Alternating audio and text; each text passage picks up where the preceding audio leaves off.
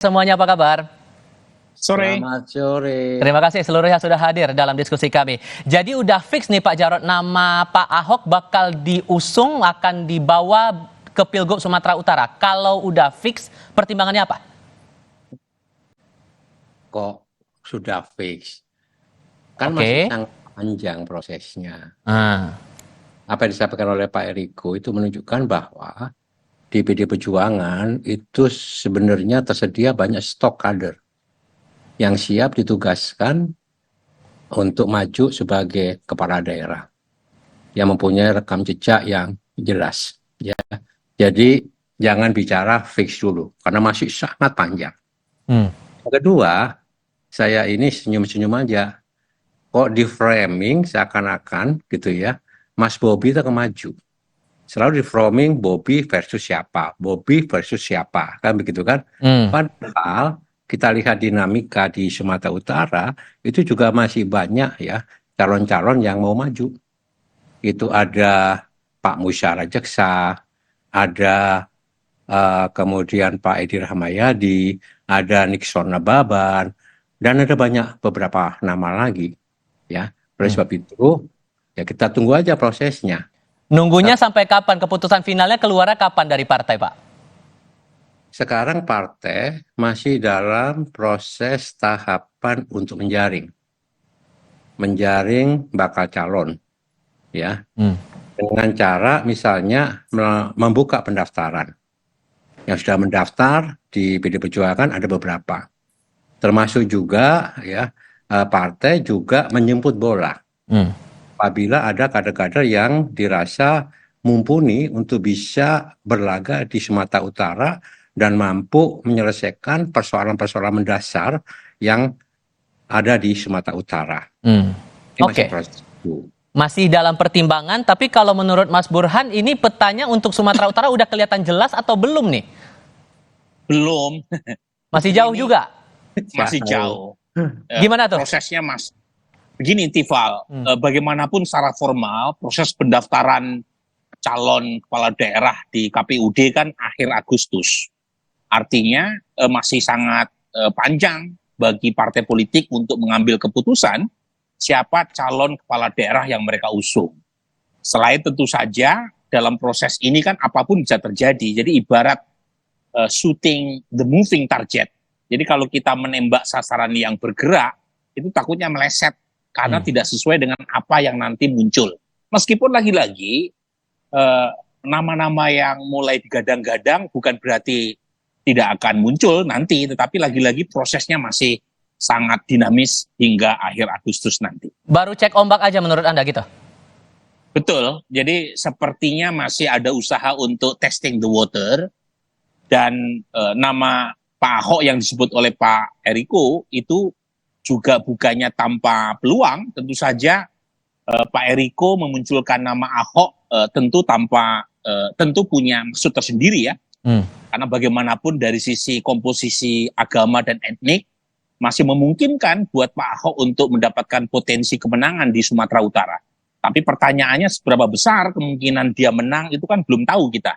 Dan seberapa besar Ahok mau. Karena kan konon Ahok sudah sedemikian terbaca keinginannya untuk maju di Jakarta. Jadi pernyataan belakangan ketika beliau mengkritik Pak Heru sebagai PJ terkait dengan penonaktifan KTP, kemudian hal-hal lain kan menunjukkan bahwa sepertinya Pak Ahok lebih berkenan untuk maju di Jakarta ketimbang wilayah lain. Tapi sampai ada pandangan juga bahwa jangan-jangan nih nanti kalau jadi Pak Ahok maju pasangannya Pak Jarod juga gitu. Itu kan saya juga terbilang besar atau nggak menurut Anda Mas Burhan? Ya kalau namanya kans kan sekarang orang bisa menebak menebak kemana-mana. Pak Ahok dengan Pak Jarod ya itu kan seperti mengulang kisah lama ya di Jakarta, dan kita tahu segmen atau masyarakat Jawa di Sumatera Utara juga cukup besar. Kemudian dari sisi basis non-Muslim yang kemungkinan besar menjadi loyalis Pak Ahok juga cukup besar. Tapi lagi-lagi nih ya, kita ini sedang membicarakan sesuatu yang sedang bergerak, Tifal. Belum tentu gitu ya kejadian jangan-jangan Pak Jarod jadi calon gubernurnya. bukan cawagupnya. Jadi menurut saya terlalu dini kita melakukan proses tebak-tebak buah manggis sekarang. Masih terlalu dini tebak-tebak buah manggis, tapi kalau di internal kan masih dalam penjaringan, udah kebaca dong seenggaknya dari awal gitu Pak Jarod, udah masuk berapa nama nih sampai sejauh ini? Ada beberapa nama yang sudah mendaftar ya, yang kemarin sudah kita terima. Satu dari internal partai, gitu ya, itu ada Bupati Tapanuli Utara 2 periode ya, Pak Nisona Baban. Kemudian ada Edi Rahmayadi, Pak Edi Rahmayadi ya, Gubernur incumbent. Kemudian ada beberapa nama lagi yang saya lupa begitu ya. Tapi ingat di Sumatera Utara kita juga punya banyak juga kader di sana. Itu ada juga bagus, itu Dr. Sofyanta, itu juga bagus sekali ya. Kemudian ada Ketua DPD juga cukup bagus, itu juga mantan Bupati Samosir, Pak Rapidi Simbolon.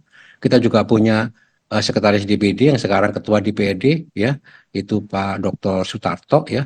Artinya kita siap ya. Tetapi PD Perjuangan ini di Sumatera Utara itu kan sebetulnya bisa mengusung sendiri. Kita mempunyai 21 kursi ya. Ya. Tetapi kita tetap membangun komunikasi dengan partai-partai ya, sehingga benar-benar di Sumatera Utara itu ya kita berjuang bersama-sama karena persoalan mendasar di Sumatera Utara yang harus segera kita selesaikan ke depan itu adalah persoalan korupsi ya, karena banyak sekali kepala daerah Sumatera Utara itu tersangkut kasus korupsi gitu ya. Kemarin menghebohkan itu Bupati Labuan Batu misalnya, mana ya. Jadi ini persoalan-persoalan mendasar dan di sana ada infrastruktur yang tidak bagus ya. Kemudian stunting, kemiskinan ya. Jadi persoalan-persoalan seperti ini lebih baik kita bicara tentang apa yang harus dihadapi, apa yang harus diselesaikan, apa yang harus menjadi skala prioritas kalau kita ingin membangun Sumatera Utara supaya lebih baik lagi. Kalau ya itu kan kalau yang mendaftar ke partai sejauh ini gitu kan ya Pak ya. Tapi kalau untuk nama-nama di luar yang mendaftar ke DPD, kayak nama Pak Ahok itu juga masuk dalam radar juga, masuk dalam pertimbangan juga. Nama Bapak kan beberapa orang juga menyebutkan kayaknya potensial juga tuh. Tentu saja gitu ya, semua nama akan dipertimbangkan dan nantinya akan dibicarakan secara intensif ya, didalami tentang potensi dan peluang-peluangnya. Karena persoalan bagi kita itu bukan hanya sekedar kita memenangkan pilkada, tapi setelah menang itu kita mau apa, ya kan? Kita mau melakukan apa? Perubahan apa yang kita kerjakan? Program apa yang kita jalankan? Itu dulu, bukan hanya sekedar menang. Ya, oleh sebab itu kita harus juga petakan modal apa yang dimiliki oleh kandidat. Ini harus lengkap. Satu, dia harus punya modal sosial yang kuat. Artinya dia dikenal, ya, dia populer dikenal dengan nama yang baik, misalnya ya, dia betul-betul punya akar, ya, dia punya modal sosial, itu penting. Yang dua, dia punya modal politik. Ada nggak partai politik yang betul untuk bisa memenangkan dia, ya, kandidat, gitu ya. Dan ketiga tentu saja modal finansial. Nah, ini juga akan dibahas, semua akan dikerucutkan dan khusus untuk ya calon kepala daerah ini akan ada forum khusus. Karena kita akan membahas 37 ya calon gubernur, wakil gubernur, dan ini nanti akan menjadi ranah dari hak prerogatif ketua umum. Semua masih akan sangat strategis. Pertimbangannya kembali ke keputusan dari ketua umum. Tapi kalau Anda melihatnya Mas Burhan, PDIP masih memantau, mencari radar, membuka kesempatan siapapun untuk mendaftar. Ini masih kalah cepat nggak kalau kita compare dengan wilayah Jawa Timur begitu yang sudah ada nama yang kuat di sana? Sebenarnya kan pernyataan Pak Said Abdullah ya dari PD Perjuangan terkait dengan calon gubernur di Jawa Timur itu kan pernyataan yang masih tanda koma karena kata putusnya ada di tangan Ibu Mega sebagai ketua umum yang punya hak prerogatif untuk menentukan calon gubernur dari PD Perjuangan. Dan untuk konteks Jawa Timur itu memang beda dengan Sumatera Utara.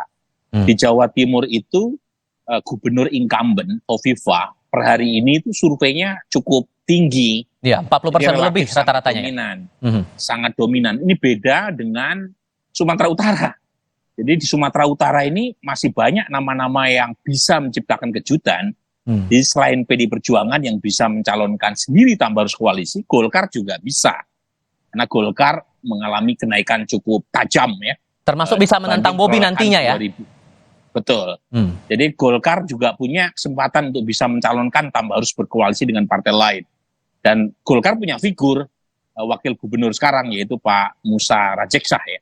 Jadi lagi-lagi petanya tidak seterang di Jawa Timur sehingga partai-partai termasuk PD Perjuangan saya kira akan mengambil langkah yang lebih berhati-hati dalam memutuskan beberapa provinsi yang kunci seperti Sumatera Utara. Sehingga nanti yang akan jadi pertimbangan kalau Anda membacanya, melihat karakteristik dari para pemilih di wilayah Sumatera Utara nanti, hal apa yang bakal dipertimbangkan partai ke depan? Tentu yang pertama adalah faktor elektabilitas ya. Jadi peluang seberapa besar calon yang diusung oleh partai punya potensi untuk menang. Nah ini bagaimanapun sesuai dengan hukum besi partai politik karena mereka pengen ikut rombongan pemenang ya. Semacam bandwagon effect. Yang kedua tentu berkaitan dengan apakah calon yang diusung itu berasal dari kader partai bersangkutan atau tidak.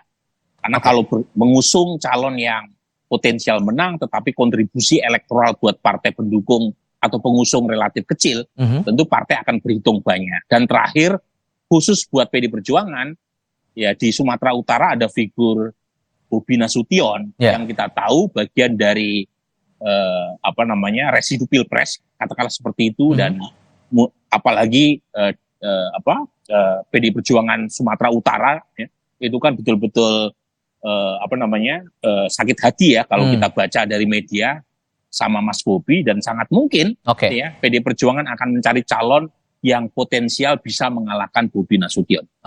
Itulah yang kemudian sedang dipantau juga oleh PDIP Pak Jarod mengantisipasi Jokowi efek ini untuk di Pilkada Sumatera Utara. Semuanya kita pantau gitu ya. Semuanya punya potensi, semuanya punya peluang begitu ya.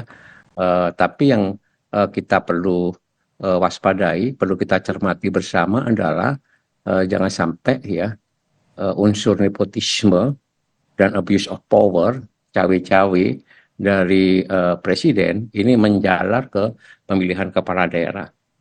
Ini contoh yang tidak bagus. Kita berharap betul-betul kepala daerah, pemilihan kepala daerah pilkada itu berjalan dengan jujur, dengan adil. Ini yang perlu kita antisipasi. Semuanya perlu kita antisipasi. Jadi kita mengantisipasi bukan hanya si A atau si B, ya. Tentang di Sumatera Utara ini petanya masih sangat cair, sangat dinamis. Siapa yang akan bakal maju? Misalnya ya Partai Golkar itu punya ketua DPD, misalnya Pak Musa Rajeksah. Ya itu juga punya potensi untuk maju. Bobi juga dapat ya silahkan saja. Nanti kita bisa melihat karena ini masih betul-betul sangat cair. Tetapi yang jelas komunikasi antar partai politik tetap kita bangun.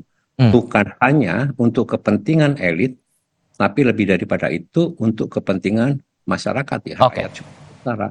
Untuk bisa memecahkan berbagai macam persoalan mendasar di Sumatera Utara. Singkat saja Mas Burhan, terakhir untuk Anda, apakah kemudian hanya sebatas pada tokoh saja yang menjadi bagian Jokowi efek untuk Pilkada Sumut atau ada hal lain juga sebetulnya yang mungkin perlu dibaca lebih dalam lagi nanti? Sebenarnya kita perlu ya untuk mendesakkan agenda di luar dari isu horse race atau pacuan kuda elektabilitas calon kepala daerah. Jadi tadi yang disebut oleh Mas Jarod penting. Jadi bagaimana partai dan calon kepala daerah itu mengadres isu-isu yang dianggap penting oleh warga di setiap wilayah. Jadi jangan sampai persoalan yang diharapkan oleh publik untuk diselesaikan itu hilang, ditelan oleh isu popularitas dan elektabilitas tokoh. Jadi kita perlu tahu misalnya apa yang harus diselesaikan oleh calon pemimpin di Sumatera Utara, di Jawa Timur, di Jawa Barat, di Papua dan seterusnya. Dan itu yang agaknya kurang begitu kelihatan dalam pentas elektoral di tingkat nasional maupun di tingkat lokal. Jadi kira-kira itu saran saya. Jadi perlu mengangkat agenda lokal menjadi isu yang harus diselesaikan oleh para calon pemimpin di tingkat kepala daerah. Pak Jarod Saiful Hidayat, terima kasih. Mas Burhanuddin Muhtadi juga terima kasih sudah hadir dalam diskusi kami kali ini. Selamat sore semuanya. Selamat sore.